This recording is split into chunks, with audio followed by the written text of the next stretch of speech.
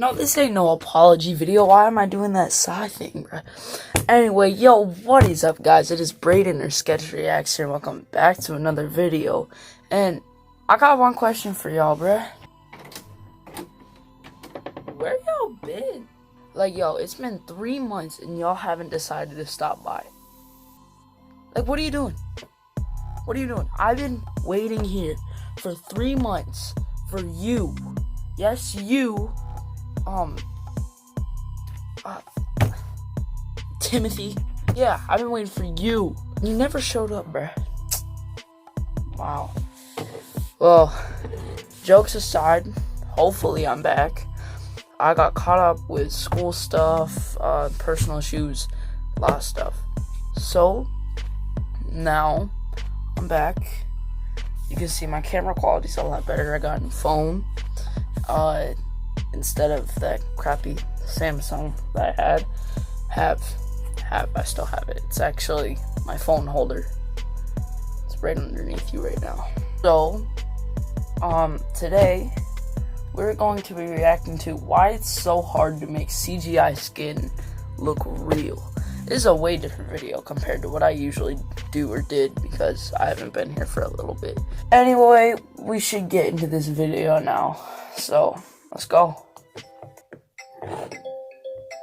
These two scenes, almost 20 years apart, both show their digitally created main character waking up. They also served as the big reveal of a technical breakthrough. Final Fantasy: The Spirits Within was one of the first movies with a realistic human CGI character, at least in theory. To our eyes today, the movement and textures make it look, at best, like a video game cutscene. But focus on the skin. How did we go from lifeless skin to skin that, on Alita, a stylized character with giant eyes and a robot body, looks so much better? How do we make fake skin? I've never watched Alta, so this might be spoilers, just in case, because I don't know if they are gonna mention it or not. I haven't seen this yet. Spoiler alert. If that is the case, I'm gonna get some spoilers, which I don't really care. But yeah, spoiler alert, I think. So, yeah, you're welcome, Timothy. Look real. That journey to realistic skin includes pore mapping, the appearance of light on apples and chicken, and knowing the difference between a glass of whole and skim milk. I'm finding it really hard not to feel like a total stoner just thinking about my skin. Phil's my man, bro.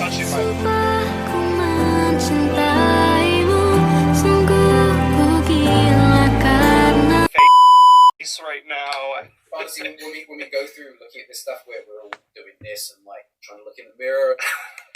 My name is Nick Epstein. I was a visual effects supervisor on Alita. You worked on Avatar, Alita bro? Battle Angel is a Bro, I grew up watching Avatar. That was like my favorite movie. And it features a stylized character that's perfectly believable. She's come a long way from this guy, the Scorpion King, from The Mummy Returns. This shot is so infamous that the VFX YouTube channel Corridor Crew. The Mummy Returns Scorpion King is played by The Rock. You wouldn't know it, but Alita definitely resembles the actor who played her. We needed to make sure that we were capturing Rosa's performance. Like, the heart of this movie was really Rosa's performance as Alita. So we actually built a fully digital version of Rosa. Whoa. And then we could apply our more, I guess, normal realism factors and barometers to that. Getting that facial model right is a crucial first step for the skin's movement when the hard work begins. I have 4 factors, I think. Albedo, displacements, subsurface, and then dynamic changes and deformations and so on. Albedo is the base color map for your character. Imagine the color of a face in a void. No features, no wrinkles, no lights shining on it. See how I make the cheeks a little red, the forehead a little lighter? That base is crucial to realism, and it's incredibly dynamic. Based on Rosa Salazar's real skin, they adjusted Alita's albedo map for different moods, health, everything. So we could then compare the albedo map when she's like really angry, for example,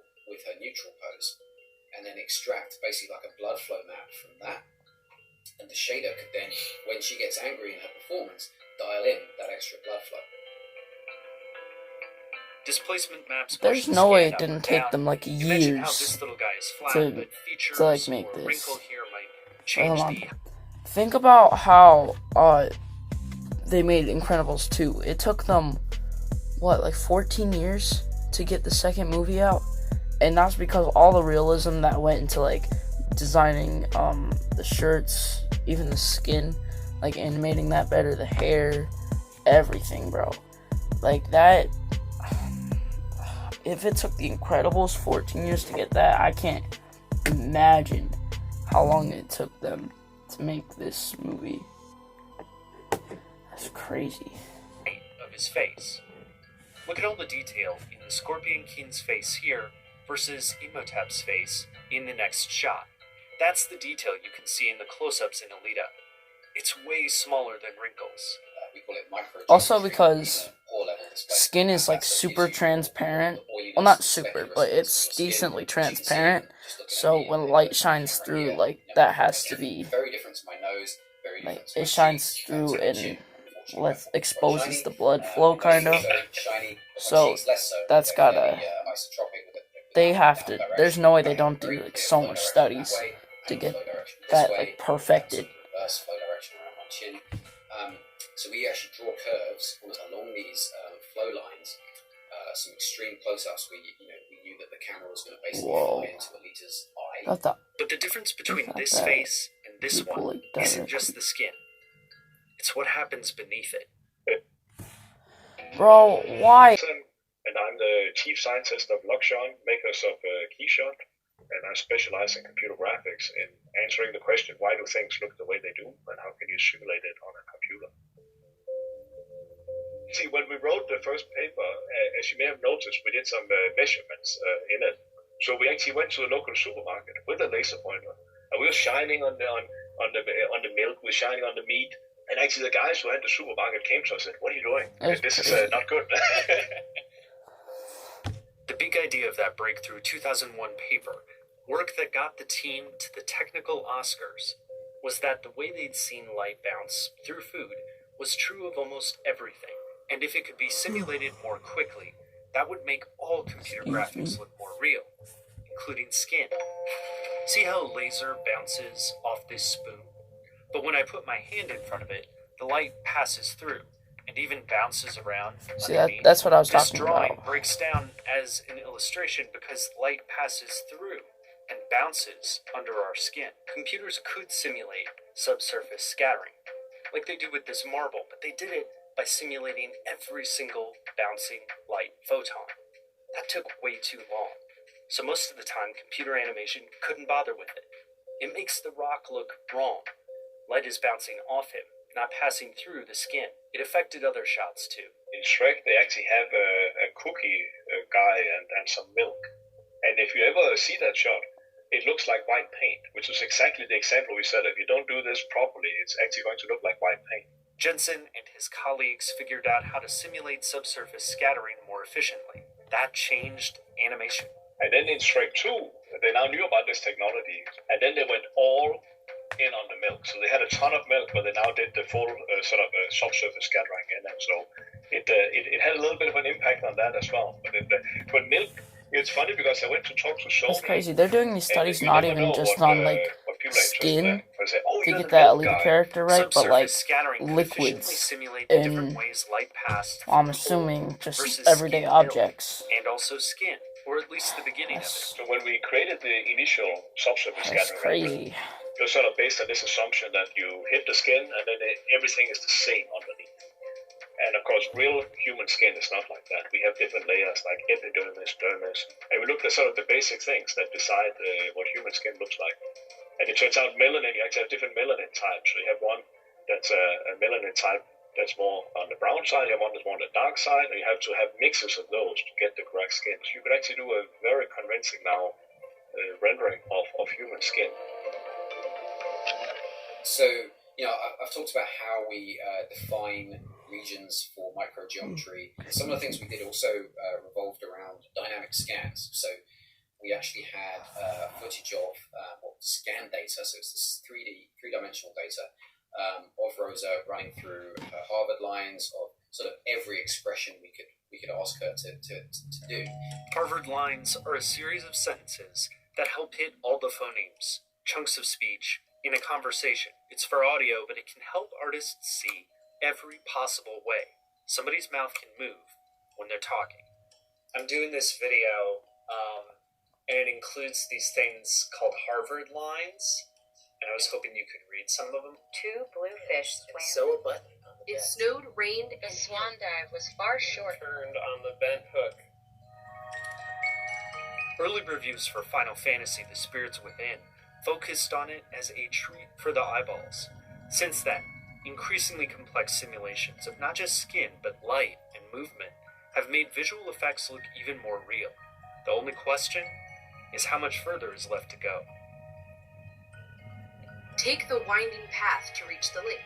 Note closely the size of the gas tank. It snowed, rained, and hailed the same morning. The meal was cooked before the bell rang. What joy there is in living. One of the immediate effects that sort of the visual effects industry, they jumped on right away was if you also have someone who's lit from behind, you see light passing through the ear. If you look at movies like Harry Potter, with Dobby, the character, the first to really adopt this technology, they all had big ears, so they were very excited about that, and you see a lot of glowing light coming through the ears. That's crazy. Conclusion, that was the video, you know. But think of, like, I never understood how, when did Polar Express come out? I know it was a decent while ago, and we didn't really have, we had the technology, but we didn't really know how to use it. Well, not we, 'cause I don't animate, but they didn't know how to, like, use it properly like they did with Alita, I'm assuming. So whoever was, like, involved with animating the Polar Express, bro, they gotta be, like, some Einstein relatives or something, bro. They got all of their genetics from him, because that's just crazy, the amount of time that they probably put even into that. So just the fact that they were already able to use that technology back then is just mind-blowing. And now there's so much stuff, like, now that people are learning how to use that properly, that we can do with that kind of technology. But today was a little bit more of an educational video, you know. You got your boy educating the youth, and myself, because I'm the youth. But yeah, you're welcome. Sorry for being gone for a while, but I'm not gonna say expect a lot of breaks, but if I'm not, like, posting for a couple months, it's gonna have something to do with school until it's summer. So don't necessarily expect breaks, but you know why I'll be taking a break if I'm taking a break. Well, that's the end of this video. I hope you guys enjoyed, because I did. That was fun to watch. I binge watch these kinds of videos all the time, just laying in my bed over there. And yeah, it's just fun for me. But yeah, if you guys enjoyed, I'm not begging, but I mean, I could ask. I mean, you can press the like button, you can subscribe. Like, can you press the like button, or can you subscribe, is what I'm trying to say. Please do, because I'm gonna start trying to grow my channel more, because 3-month break was too long, in my opinion, and I feel like that was, like, uncalled for. So, yeah, that's all I got left to say. So, peace out.